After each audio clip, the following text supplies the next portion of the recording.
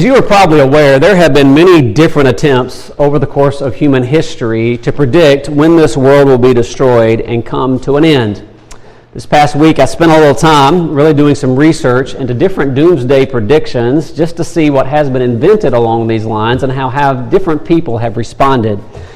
And I'm going to give you a few things I came across that I thought was somewhat amusing, some more recent that you probably are familiar with. For instance, some of you may recall that there was a doomsday movement that sprang up in 2012 that was centered on the Mayan calendar. I don't know if you remember this or not, but apparently December 21st of 2012 marked the end of the great cycle of the Mayan long count calendar, which many people misinterpreted as the absolute end to the calendar that had been keeping time with human history for about 5,125 years. Well, when they realized that this long count calendar was coming to an end, it seemed to predict a doomsday scenario. So some people thought that maybe the Earth was going to collide with an imaginary planet called Nibiru. I'm not sure where this planet was, but they thought it was going to do that. Others thought giant solar flares would destroy the Earth. Still others speculated that a planetary alignment would cause massive tidal waves.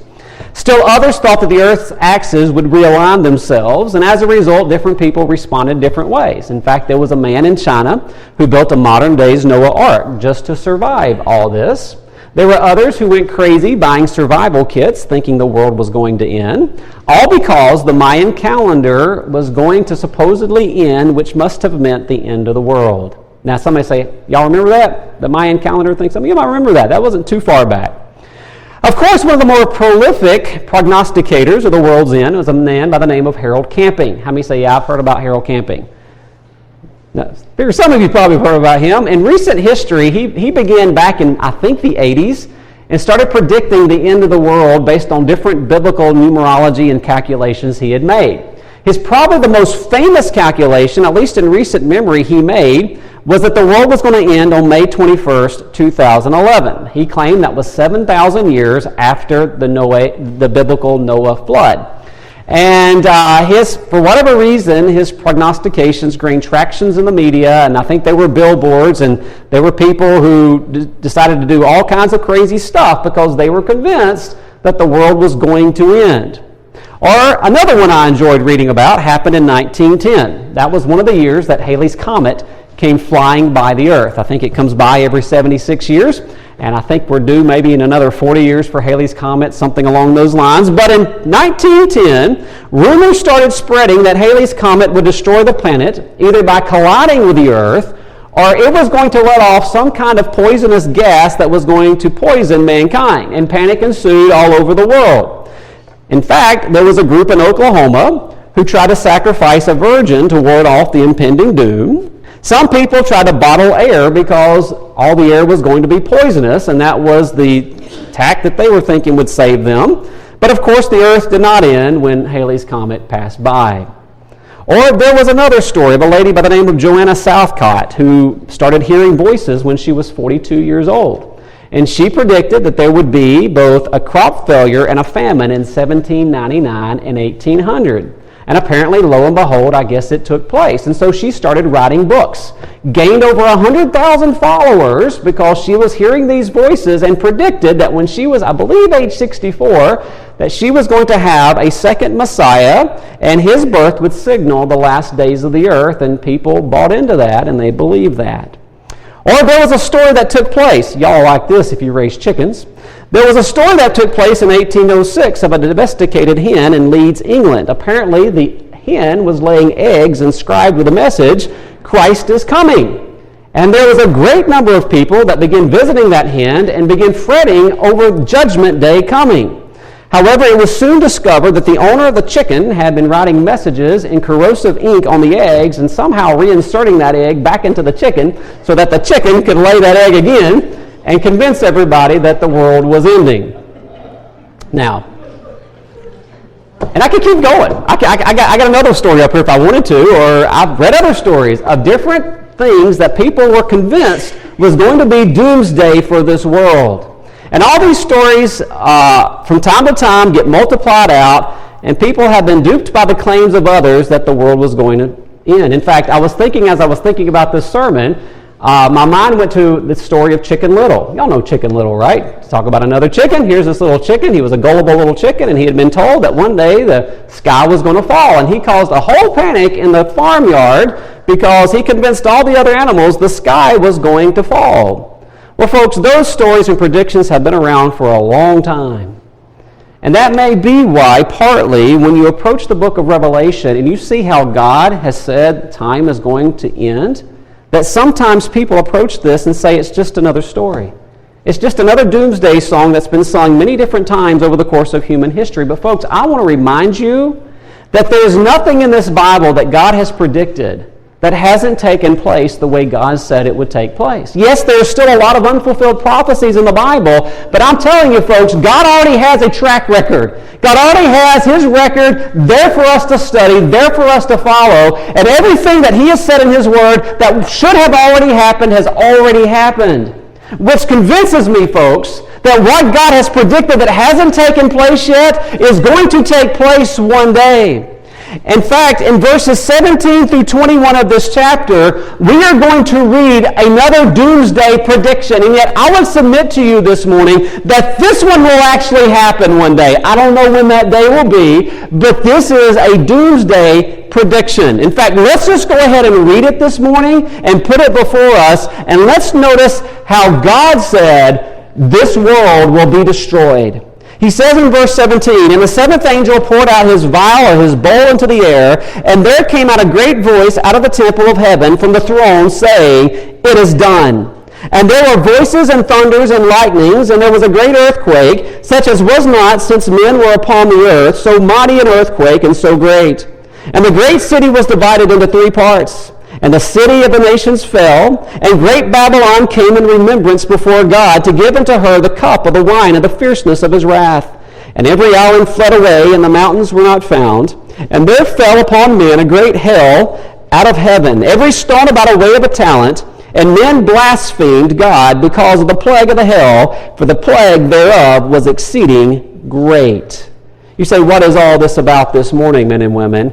Well, men and women, this is about Doomsday.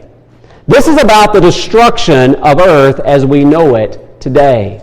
Now, just to remind you a little bit of where we've been, of course, we have seen God already raining different judgments down upon this world. We have noticed that there have been a series of judgments, all the way from the seal judgments to the trumpet judgments and now to the bowl judgments. And we have even noticed that they have grown in intensity as we've gone through these judgments. In fact, so much the case that chapter 16 seems to be piling them all one on top of the other in some respects, at least the first 5 of these bowl judgments. And they are staggering judgments. I kind of can understand why somebody might read this and say, oh, come on, this is just fanable teaching. This is just somebody's fanciful imagination. I get it because it seems so far out of the norm. But folks, again, I'm going to really impress upon you, this is God predicting these things. These are God foretelling what is going to take place. And God's track record is really good. God's track record has never fallen. And I'm telling you, this is what will take place. In fact, I was going back and reminding myself or meditating on this past week because it's been in the news recently that Jeff Bezos' Blue Origin's Blue Origin's company has shot more people up into space. And some of you have seen that recently. I think William Shatner was shot up into space this week, and I was reading some stories about all that. And as I was reading the story that I was reading through, and I was seeing a little documentary on this, they gave me a picture, or showed a picture of that beautiful blue orb hanging in space. You know what I'm talking about? This wonderful picture of the Earth as the astronauts look at it, at least from the moon, and it's just beautiful, it's shimmering blue. And I thought to myself, one day, that blue orb is going to turn red. And it's going to be an eerie, horror-looking sight from space because God said in this chapter He's going to turn all those waters to blood one day. And people read things like that and they go, oh, come on. I mean, yeah, we know this planet's going to die one day, but not like that. No, folks, this is what God says. He is going to do these judgments upon the rebellion of mankind and upon this earth. And if you want to know how it's all going to end for this earth, verses 17 through 21 is the last judgment. It is doomsday for this planet. So this morning I want to preach to you on the 7th bowl judgment and doomsday for this world. Now, Well, how is Doomsday going to play out? Well, let's just go through the details of this morning. First of all, I want you to know it starts with a pronouncement. Verse 17 says that when the seventh angel poured out his bowl into the air, a great voice came out of the temple of heaven from the very throne of God, and here's what it says: it is done. What is done? What's done? The end of this earth. Okay, you could argue the end of this earth is done. At least the earth as we know it is done. That's true. But what else might be done at this point? Patience. What's that? God's patience may be done as well. That's true. Anything else? Okay, the time for mankind is done. How about in the book of Revelation itself? What has been happening all the way up to this point, and now we are at the end of it? It's judgments. This is actually the 21st judgment that has fallen on the world. We have had 20 other plagues, 20 other judgments that God has rained upon this planet, and now I think God is saying, now it's done. This is the final one. This is Earth's doomsday. And folks, I just want to remind you, and I'm going to put this out here because I'm going to come back to it if I remember later in the message, but I will remind you the context because it does appear that when this takes place, the sixth vial has already taken place, and the men and the nation and the kings of the earth are on the march, may have already arrived at the hill of Megiddo. And I'm putting that out there because there is this great separation that mankind will have with their nations and with their families and with their friends that will take place at the end of time. And I think that's actually part of the horror of this judgment that takes place. As mankind have been separated from what's normal and comfortable around them, and now they come to the hill of Megiddo where the next vial will be poured out and there will be this final judgment. Now, if it's done, what will the last one be like? Well, second of all, notice in verse 18, the first thing God's going to do now is he is going to shake the air. That's what he says here. He's going to shake the air. Look at it. It says, now there were voices, that's the word for noises. There were noises and thunders and lightnings. Now, let's talk about that for a moment. When's the last time you were ever caught in a very bad thunderstorm where there's lightnings and thunderings and noises? Well, if you've ever been caught in a very severe thunderstorm, I think you would appreciate the fact that that is a very traumatic experience.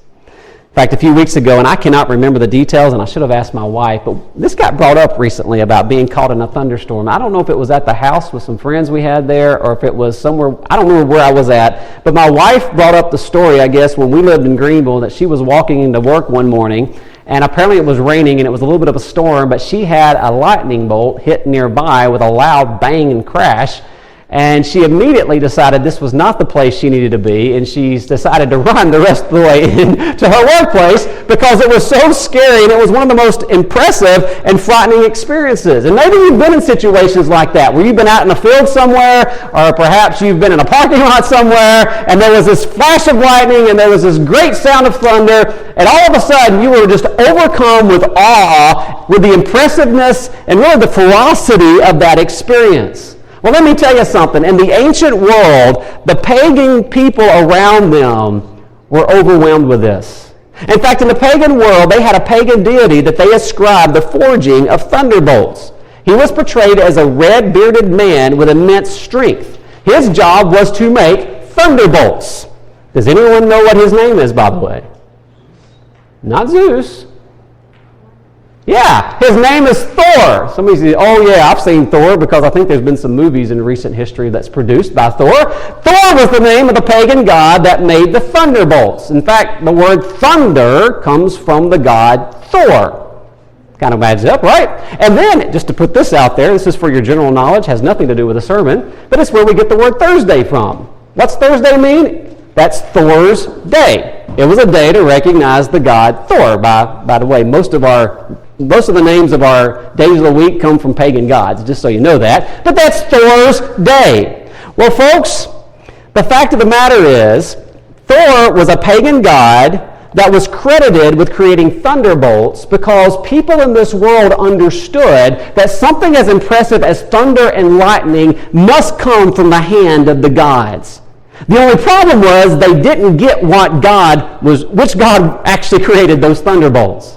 In fact, Job 38:25 tells us that it's Jehovah God who actually makes a cleft of a way for the thunderbolts in the sky. It's God who creates the pathways for the thunderbolts in the sky. And as scientists have explored this dynamic of the thunder and the lightning, they've realized that what actually is taking place is a shaking of the air itself. Electrons moving at incredible speeds, generating heat, electricity, and light. Air expanding at that heat, coming together, of course, for the thunder as well. And there's a tremendous move and a shaking of everything. In fact, some of you say, yeah, I know what that's like, because maybe the last great thunderstorm that moved through here, you perhaps were sitting in your living room, and maybe literally your window shook because of the lightning and the thunder. In fact, this past week, as I was studying a little bit about this, I came across a very interesting story. This is how severe thunder and lightning can be. This happened on September 2nd, 2017, in a place called Adelaide, Australia. Apparently, it was the early hours of a Saturday morning when they were awakened. The residents of this community were awakened with their windows rattling, dogs barking. They could hear rumbling sounds outside. One witness has said, quote, "My house shook and windows rattled, quite frightening. It was all very loud." Another one wrote, "Sounded like a train was coming. Windows shook and the roller screen," I don't know what the roller screen is. It must be an Australian thing. He said, "Then 2 minutes later it happened again. It was so bad that Geoscience, which is the Australian Geological Agency, initially reported that the tremors came from an earthquake, the magnitude of 1.4 on the Richter scale. But later, they realized it wasn't an earthquake. It was just the rumble and the shattering of thunder and lightning, shaking windows, rattling houses. That's how severe the storm was. Well, folks, one day God's going to do that. And I'm telling you right now, it will not be located to one community in one nation. He's going to do that across this entire globe. Now, I've only been through a few severe thunderstorms, but I cannot imagine what it would be like when God chooses to shake the air with thunder and lightning at the same time across this globe, making this world truly feel like perhaps they've experienced some kind of earthquake, rattling windows, perhaps breaking windows. I don't know how it all is going to play out, but this is going to be a severe shaking of the air. But then notice thirdly this morning, that's not all what you have, because in verse 18, you have something else. It says in verse 18, "And there was also a great earthquake, such as was not since men were upon the earth, so mighty an earthquake, and so great." So, question. What makes a great earthquake? How do you define a greatness of an earthquake?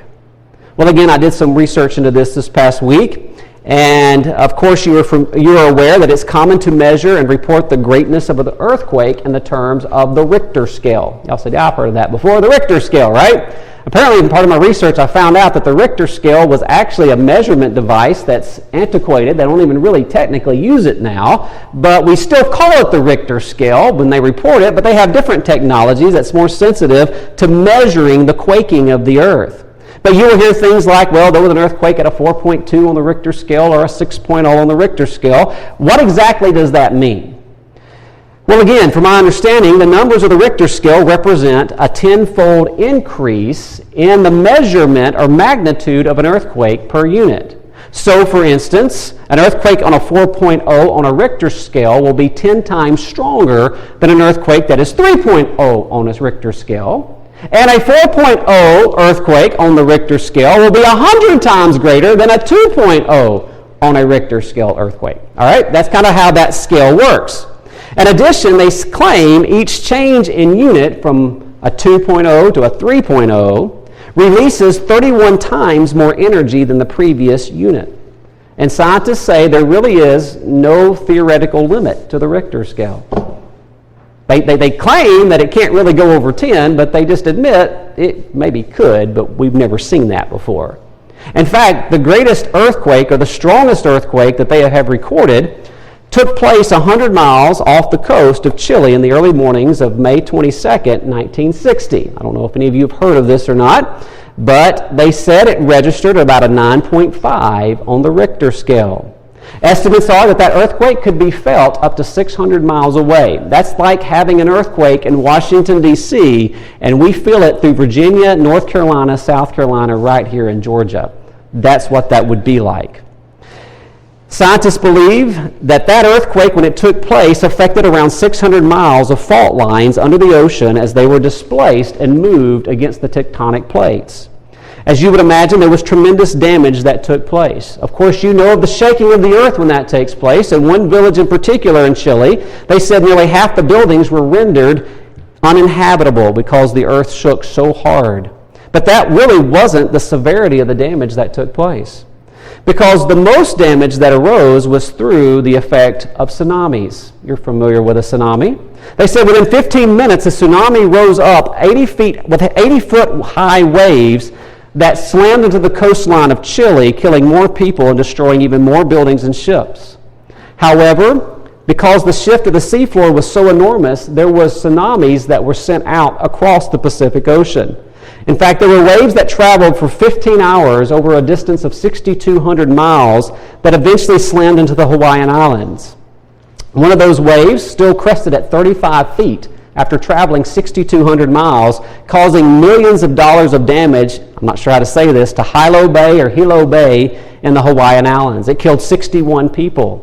Eventually, the tsunami made its way over the course of 22 hours to a Japanese island of Honshu, where 18-foot waves destroyed 1,600 homes and killed 138 people. The Philippine Islands felt the effects as 32 people were killed or missing. By the time the waves reached the American western shore in the Pacific Ocean, the waves had decreased to 5.6 feet tall, but they still damaged different ships and docks and ports in Los Angeles, San Diego, and Long Beach. Scientists speculated that there was a volcano that erupted that had been kind of non-existent for 40 years or had not been operating in 40 years. It erupted, and they speculated that was a result from the earthquake that took place 2 days previously. And folks, that's just one earthquake. One 9.5 earthquake on the Richter scale.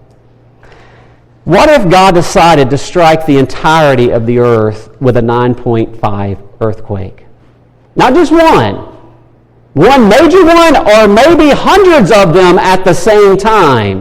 What if God does that? Because I'm telling you, in verse 18, he uses the word great 2 times, and he uses the word mighty 1 time, and then he said there has never been an earthquake like this since the creation of man. So we're talking about something that maybe, 18 on the Richter scale, 25 on the Richter scale, maybe it's a 9.5, but the whole world's, this is a massive, massive earthquake. God will see to it that all the tectonic plates of the earth apparently will be moving at the same time. What will that be like?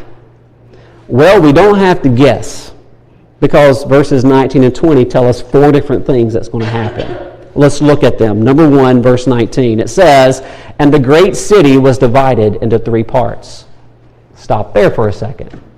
Apparently there's this great city that's going to be divided into 3 sections. Now the question is, what's the great city? Okay, one theory is it's Babylon. In fact, in the same verse, Babylon is called the Great Babylon. And later on in chapter 17, I believe it might be verse 18, Babylon is called the Great City, and there are many people who believe that we're talking about this city of Babylon. However, there are other people who look at another passage. This comes in Revelation 11, where we discover that when God sends those 2 witnesses to prophesy, what we discover is they will be killed, and they will lay on the street of the great city. And people say, well, what's the great city? And it's defined there as the city in which our Lord was crucified. In other words, this is Jerusalem. And because of that, there are some people who think that perhaps this is Jerusalem. And the question is, which one is it? Babylon or Jerusalem? We don't know. We're not quite sure on this one. But let me give you 2 things to think about. One, it does seem in verse 19 that the Babylon mentioned there may be being mentioned in distinction from the great city mentioned in the first phrase of the verse. Perhaps that's the case.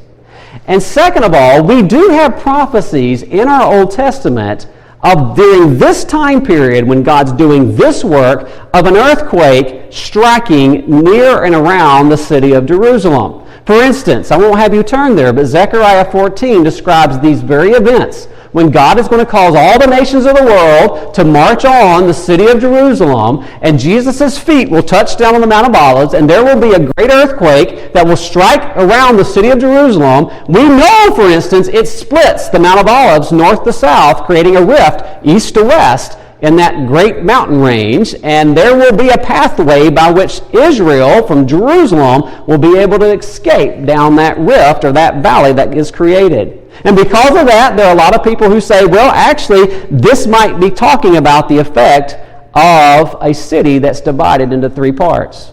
Now, I'm not fully sure which one it is. I tend to think Jerusalem, but I'm not sure. But I'll say this. When's the last time you saw any city was divided into three parts by an earthquake? I don't think I've ever seen that. I've seen cities destroyed. In fact, when Melissa and I visited Israel years ago, we visited a city called Bet Shean. And you go into that city, and it's an old city, and they have kind of pieced together different parts of the city because it was destroyed by a massive earthquake. Oh, I don't remember when it was, in the 700s or something like that, where literally everything came tumbling down because they built out of rocks and stone, and that just doesn't handle shaking too well, and it all comes crashing down. Well, that's probably what's going to happen with this, whatever city it is, being split into three parts with great gullies and valleys apparently separating them with some distinction. That's a massive earthquake. But then you have the second effect. Look again at verse 19. You have, folks, think of this, wrap your mind around this. The cities of the nations fell. So what does that mean? The cities of the nations fell. Can you even picture this? I don't know who studies these things. I don't know if they're sociologists or who they are, but they say in 2020, last year, 56.2% of the world's population lived in urban areas. They claim that by 2050, that number will rise to 68% of the world's population. Now, I don't know how large a city should be to be considered a city according to the Bible. I don't know if he's talking about towns like Sylvania, Georgia or not. But folks, I'll say this. If an earthquake is great and mighty, as verse 18 implies, I don't know any town or any building that's going to survive. I really don't. In fact, 20 years ago, we watched in horror as the World Trade Center buildings fell. And that was just 2 skyscrapers. Can you imagine a city like New York City being leveled? Every building falls down. Every business falls down. Every home falls down. That's what verse 19 seems to be implying. There will not be a city that's recognizable on the face of the planet. You think of these cities, and people like to sometimes look at the skylines of cities and try to figure out which city is that. If you travel different places, you've seen different cities, and you see different vantage points, they go, can you tell me what city the skyline is? That game will not be played anymore. There will be no skylines. There will be no cities. There will be nothing standing in these cities. And folks, I just want to point out what I pointed out earlier. You have these armies that have been marching to the hill of Megiddo to attack Israel. What do you think these men and women will be feeling when they recognize, or if they even know at this point, that the families they left behind, the houses they left behind, the friends they left behind, there's nothing there anymore. It's all been destroyed. That's what the reality will be when this event takes place. But then there is a third implication or effect to this earthquake. It says again in verse 19 that the great Babylon came in remembrance before God to give unto her the cup of the wine of the fierceness of his wrath. Apparently this earthquake has something to do with this Babylon. You say, what is all this about? Well, again, you may recall from when we were back in chapter 14, this Babylon was referenced, and I told you I'm going to disappoint you because we're going to get to more material. Well, guess what? This morning, I'm going to disappoint you again because chapters 17 and 18 are all about this Babylon. And we're going to go into it, and we're going to spend a few weeks in there figuring out what is this Babylon, but whatever it is, it's going to be greatly affected by this earthquake. But then the last effect of this earthquake comes in verse 20. And here's what it says. And every island fled away from the mountain. And every island fled away, and the mountains were not found. Now, folks, How many islands do we have in the world today? It's a whole lot. I didn't realize until I started researching this week how many islands there are on the face of this world. I'll just give you just a little inkling of it. And I know it depends on your definition a little bit of what's an island. Okay, I get that. But for instance, Sweden, the nation of Sweden, apparently have a lot of islands up there. Sweden officially claims to have over 221,000 islands. Norway, its neighbor, claims to have 239,000 islands with an additional 81,192 rock-like inlets or islets, or however you say that word. That's a lot of little islands. And you can think of places like Indonesia and places like the Philippines, that's pretty much all islands and that have lots of populations on them as well. What this verse is saying is those islands are going to disappear. Now, earlier in Revelation, in fact, chapter 6, all the way back near the beginning of our study of the tribulation, we noticed when the sixth seal struck, it was another earthquake. Remember what happened during that earthquake to the islands and to the mountains? It just said they were moved out of their places. They no longer were where they were before. The earth had changed enough, but it changed where the mountains were located, and it changed where the islands were located. Now, this earthquake is so great, the islands don't exist anymore. They're gone. In fact, you say, how could that happen? Either the tectonic plates moved so drastically that it lowered all these islands. Some people speculate that the tsunamis were so great it just inundated these islands. We don't know how it's going to happen, but the islands will disappear. And folks, notice as well, verse 20, the mountains were not found.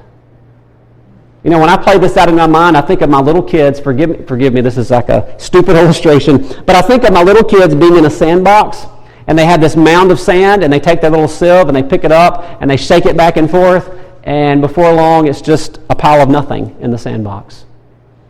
That's going to happen to the islands. Can you imagine a world where there's no Mount Everest? 29 feet tall. They change it every so often. Maybe it's 31 feet tall or something like that. Can you imagine the earth being shaken so much that something that's 29,000 feet tall is just sieved all the way down to nothing? Can you imagine a world where there's no Alps, the Alp Mountains, or the Great Rocky Mountains? They're gone. You say, what in the world is God doing, folks? This is doomsday. This is doomsday. This is what's happening. In fact, some people have used the analogy, and it's pretty good, of a little kid, maybe perhaps having a bunch of little wooden building blocks, building a whole city out on his kitchen table. And as he builds that city, he's so proud, he took so much work in it, he's built it all up, and he comes running to Mommy and Daddy, and he says, "Hey, Mommy, Daddy, come look what I've built." And Mommy and Daddy comes, and they say all the nice things they're supposed to do, good job, everything else, and they worked really hard to build these nice wooden structures, and it's really elaborate, and he's so proud of himself. Kind of like mankind, right? They've built all these major cities. They look at, the New Yorks and, start naming cities. I'm not proud of some of these cities. But they look at some of these cities that they're building. In fact, out in Saudi Arabia, I just heard this week that who's the guy in charge of Saudi Arabia? I forget his title, but he's a 37-year-old man. They claim he has like $2 trillion worth of wealth to spend. He's creating his own city out in Saudi Arabia. It's supposed to be next generation, cutting edge. Just impressive place he's going to build. So proud of what we've built in mankind. All the things we've engineered. But when that little kid who builds all those wooden blocks, you know what happens? His 4-year-old brother comes in and just kind of shakes the table for about 5 seconds. And it all just comes tumbling down.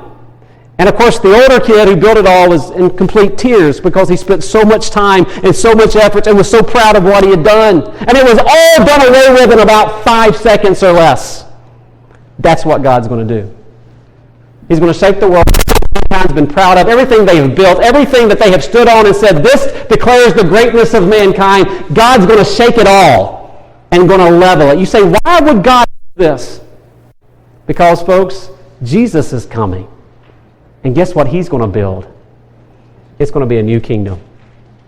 See, this is just a destruction. I kind of like to use the analogy of a destruction process where somebody comes into a house and they say, you know what? We're just going to rip everything out of the house and start over. And they tear down all the walls and they say, we're just going to rebuild it all. That's exactly what Jesus is going to do. He's just going to tear it all down and he's just going to start it all over. And he's going to rebuild it all in his kingdom the way he wants it to be. This is doomsday. But notice, folks, the last aspect of this, verse 21. Here is what the text says. And there fell upon men a great hail out of heaven, every stone about the weight of a talent, and men blasphemed God because of the plague of the hail, for the plague thereof was exceeding great. Now this is kind of just, I don't know why, it's just kind of just thrown in there. It's like, this doesn't seem to quite match everything. He's shaking the air, he's shaking the earth, and oh, by the way, there's this great hailstorm. In fact, this shouldn't surprise you. I think I've referenced this before, but Job 38:22 says that God has reserved in storehouses in heaven for the day of war hailstones. And it's as if God goes to the biggest storehouses he has in heaven, because these hailstones, according to our translation, weighs a talent. What does that mean? The equivalent would be about 100 pounds. When's the last time you saw 100-pound hailstones? When I was a kid, when I was probably, second grade, we had a storm blew through our area, and our school, because they were so concerned, took us down to a basement where we waited out this storm. And after it was done, I remember looking outside, and there was on the ground just sheets of hailstones everywhere. And as I looked at them, I thought, well, that's kind of different. Being from Alabama, I didn't see that as often, I guess. They melted pretty quick. But they were the size of about a marble. That was all it was. And I was impressed with them, to be honest with you. As a little second grader, I was impressed with these little hailstones. And one of the teachers brought some in and showed it all. I was, wow. I don't know how big a 100-pound hailstone will be, but that'll be dramatic. And folks, it gets more dramatic because it does seem to indicate in verse 21, it says, and there fell upon men. And that could be generally just upon the earth, but it sounds like maybe certain men are being targeted by these hailstones. God literally throwing hailstones of 100-pound weight, I don't know at what velocity, falling on top of mankind.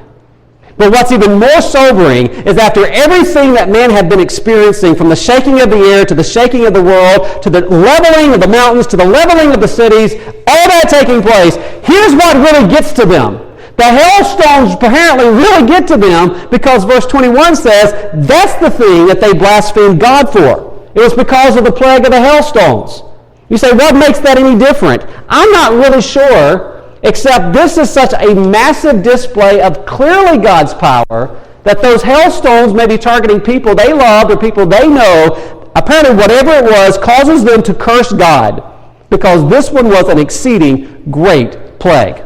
Don't know how big they built up, don't know how long it took them to melt, but this was a massive, massive plague. In fact, folks, this is what reminds me that once again, when God often judges mankind, you would think sometimes, well, shouldn't that humble a man? Shouldn't it humble an individual when God's pouring judgment upon him? And you would think so, but I'm telling you right now, that when God often judges, it doesn't humble a man. You know what it does? So many times it riles him up to anger. That's what it does. It riles him up to anger. It just makes mankind even more angry that God would treat him that way, even though mankind deserves to be treated that way. You say, well, what does this mean for all of us today? Well, two applications and I'm done. Obviously, these things are written as a warning to us. Men and women, don't think of this as a fairy tale. Don't put this in the category of other kind of doomsday prophecies that have come across. No, folks, this is not a fairy tale. God's track record is really good. This is what will happen one day. And you don't want to play games with God. You don't want to sit back and say, well, this is superstitious nonsense. This is some kind of good joke. No, God is in deadly earnest literally on these things. God intends for us to take this seriously. This is the danger mankind are in. And this is God urging mankind to seriously prepare themselves that they do need a Savior. But for Christians, there is one application to be made. You say, why is that? Because in another book of our New Testament, an application is made for us on this specific event. I want to have you turn there. Take your Bibles, turn just a few pages back to Hebrews chapter 12. Hebrews chapter 12. In Hebrews chapter 12, we read this morning that this thing was prophesied. By the way, in the book of Haggai chapter 2, Haggai 2 prophesied twice in that chapter God was going to one day shake both the heavens and the earth. Well, the author of Hebrews picks this up in chapter 12, and he wants to speak, I believe, to Christians because he has an application based on this event that will take place. Let's start in verse 25, end of the chapter. The author of Hebrews makes this application: see that ye refuse not him that speaketh. You say, who was that? Well, this book, the book of Hebrews, opens with the reality that Jesus is the one who's spoken to us in these last days. Don't refuse Jesus. He's speaking, and it goes back to the Old Testament to use an analogy. It says, for if they escape not who refused him that spake on earth, much more shall we not escape if we turn away from him that speaketh from heaven, whose voice then shook the earth. You say, what is that talking about? That's talking about God's people at Mount Sinai. When God, with lightning and thunder, shook Mount Sinai and caused great fear to come upon the children of Israel. He said, now don't reject God. They chose to reject. Great judgment took place in their life. But notice middle of verse 26. He says, whose voice then shook the earth, but now he hath promised, saying, yet once more I shake not the earth only, but also the heaven. You could put in there the air, the atmosphere. Say, what's he referencing? He's quoting Haggai chapter 2, but he's describing Revelation chapter 16. He says, I am going to shake the earth, not only the earth, but the heaven. Verse 27, and this word, yet once more signifieth the removal of those things which are shaken, as of things which are made, that those things which cannot be shaken may remain. Say, what does that mean? God says basically this: when I shake the heavens and the earth, I'm going to take care of everything that remains here. Everything that can be destroyed, I'm going to destroy it. All of it. It's coming down. It will not last. The mountains, the islands, everything. It's coming down. The cities mankind has built, it's all going to be destroyed. But then he says, but there's some things that can't be shaken. What things? Next verse, verse 28. Wherefore, we receiving a what? There is a kingdom that we're going to receive which cannot be moved. That's the point. God's going to establish a kingdom. It will not be shaken. It cannot fall down. It will not pass away. It will be eternal. So what's our response to this? Next phrase. Let us have grace. Somebody says, what does that mean? Let us have grace. Well, in the context, in the book of Hebrews, it seems to indicate, let us give thanks. In fact, we use it that way, right? Some people say, let's say grace before a meal. What do they mean? I mean, let's give thanks. I think what the author of Hebrews is saying is, give thanks. Give thanks for God doing that? Yes, give thanks. Why? Whereby, verse 28, we may serve God acceptably with reverence and godly fear, for our God is a consuming fire. In other words, he's saying, you know what? Here's something how this truth is supposed to affect your life. Give thanks to God. Why? Because he is establishing his kingdom. And you can serve him with reverence. You can serve him with fear. And he's going to fulfill his word. And men and women, those who will not be shaken are those who know Jesus Christ. Those who will be welcomed into this kingdom. Those who will have positions of authority in this kingdom. Those who will be able to worship and serve him for all eternity. Give thanks. Because everything in this world that doesn't last for him will fade away. But those things that will endure are the things that are connected to Jesus. His kingdom, his word, his people. And so this morning, as we've studied this, yes, it's hard realities that we are seeing the world face their doomsday. But folks, it's through that the kingdom will be established. And we will live with him for all eternity. Praise God for that. All right, let's close in prayer.